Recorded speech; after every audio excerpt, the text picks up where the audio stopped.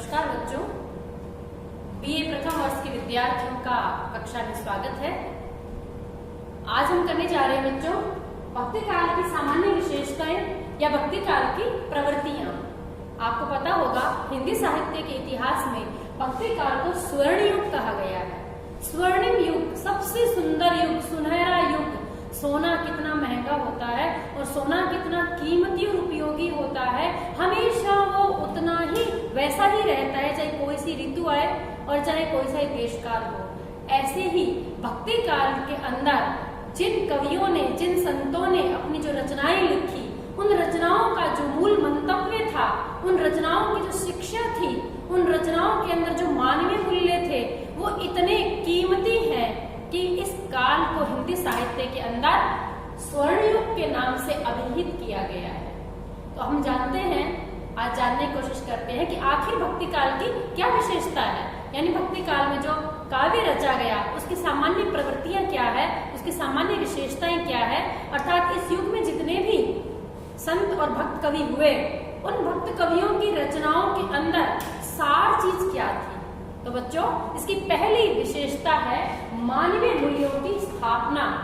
मनुष्य को जीने के लिए जो मानवोचित मूल्यों की आवश्यकता होती है, उन मूल्यों की स्थापना करने के अंदर इन्होंने, कवियों ने कोई और कसर नहीं छोड़ी। इन लोगों ने दया, धर्म, त्याग, प्रेम, क्षमा, करुणा, उदारता, वत्सलता, इन सब भावों की शिक्षा देने की कोशिश की है अपने काव्य के अंदर, कि जीवन के अंदर इनका कितना मूल्य है।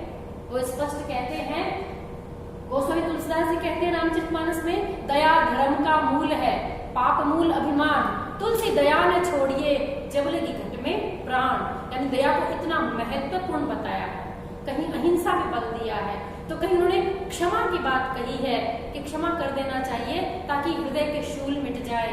ऐसे ही उन्होंने हृदय में प्रेम की बात कही है, तो कहीं पर उन्होंने त्याग की बात कही है, कहीं विषय विकारों को मिटाने की बात कही है। तो बच्चों, पहली विशेषता है कि इन सभी कवियों ने मानवीय मूल्यों की स्थापना पर जोर दिया था।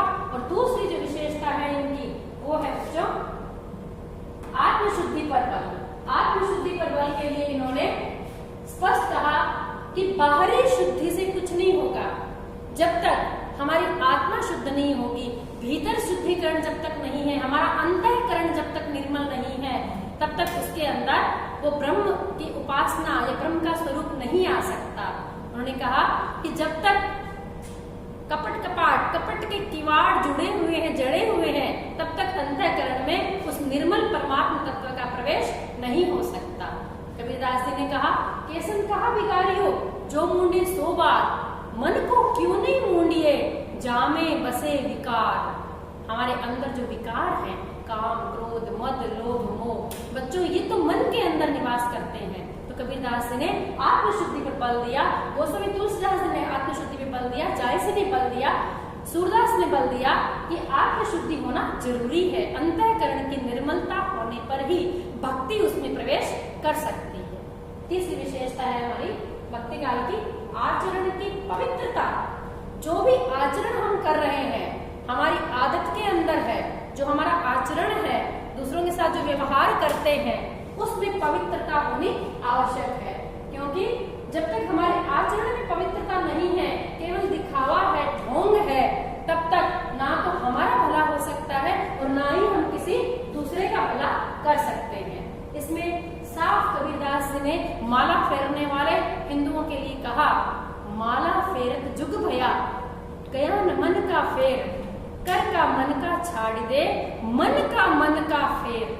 यानी हाथ में माला लेकर तेरा ध्यान तो कहीं और भटक रहा है, हर समय कहीं और सोच रहा है, माला हाथ में फिर रही है और मन के तो घुमाए जा रहा है। जो गोल मोती होते हैं उनको मन का कहते हैं। माला फेर जुग भया, गया न मन का फेर।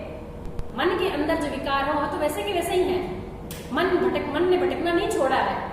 गया न मन का फेर, कर का मन का छाड़ दे, हाथ की माला का त्याग कर दे, मन का फेर, अपने मन के को भगवान की तरफ पलट उलट उसको, उसका ध्यान कर। तो उन्होंने आचरण की पवित्रता पे बल दिया। चौथी विशेषता है बच्चों भक्ति काल के सभी संतों ने गुरु महिमा का वर्णन किया। गुरु की महिमा, गुरु कौन है? गुरु अर्थात बड़ा, महान, हमें कुछ सिखाने वाला, यानी जो हमें मानव जीवन के लक्ष्य को चेता देवे, मानव जीवन के लक्ष्य को प्राप्त करा देवे, वो है गुरु। तो उन्होंने गुरु की महिमा पे बल देते हुए साफ लिखा है कबीरदास जी ने, गुरु गोविंद दो खड़े काके लागू पाए, बलिहारी गुरु आपने जिन गोविंद दियो बताए। वो गुरु को गोविंद से भी बड़ा मानते हैं, परमात्मा से बड़ा है गुरु, क्योंकि उसने हमारे हृदय के अंधकार को दूर करके और उन्होंने परमात्मा को बताया है कि परमात्मा की प्राप्ति कैसे की जा सकती है। अतः यहाँ पे उन्होंने कहा कि गुरु और गोविंद दोनों खड़े हैं, तो मैं किसको पहले प्रणाम करूं? निश्चित रूप से पहले गुरु को प्रणाम करूंगा, जिसने मुझे गोविंद का पता बताया है, जिसने मुझे अंतःकरण में बैठे हुए परमात्मा को देखने का अवसर प्रदान किया है, विधि बताई है, युक्ति बताई है। तो बच्चों, भक्ति काल की जो विशेषताएं हैं उनमें ये 5 विशेषताएं महत्वपूर्ण विशेषताएं हैं। अगले वीडियो में हम बाकी 5 विशेषताएं करेंगे। अब इतना ही, धन्यवाद।